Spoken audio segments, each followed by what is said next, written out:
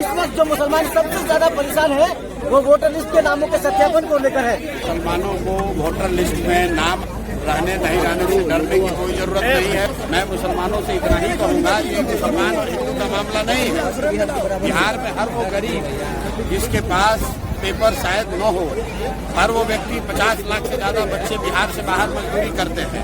उसमें सभी जाति सभी धर्म के लोग हैं, सभी वर्ग के लोग हैं, इसलिए घबराने की जरूरत नहीं है। ऐसा होता है, ये एक तरह से भाजपा का षड्यंत्र है। वो कोशिश कर रहे हैं कि वो लोग जो भाजपा के खिलाफ वोट दे सकते हैं उनका नाम काटा जाए, लेकिन ये नाम काट नहीं पाएंगे। अगर आपको इलेक्शन कमीशन अभी आपका नाम काटने का धमकी दे रहा है या आपको डरा रहा है तो आपको लगे रहना है। चुनाव आते आते सबका नाम शामिल होगा, जिसका नहीं होगा उसके लिए हम लोग लड़ाई लड़ेंगे, सारे दल वाले लड़ेंगे। इससे डरने की जरूरत नहीं है। आप डरिएगा तो सब कोई डराएगा। अपने हक के लिए आपको खड़ा होना है और वोट देना सबसे बड़ा अधिकार है। कोई आपका वो अधिकार छीन नहीं सकता है।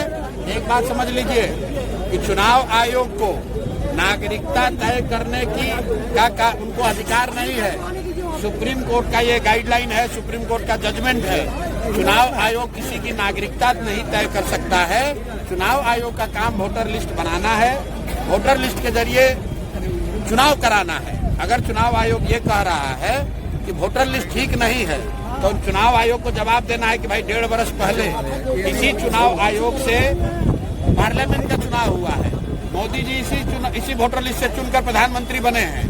तो अगर वोटर लिस्ट खराब है, गलत है, तो मोदी जी क्या फिर से इस्तीफा देकर फिर से चुनाव लड़ेंगे?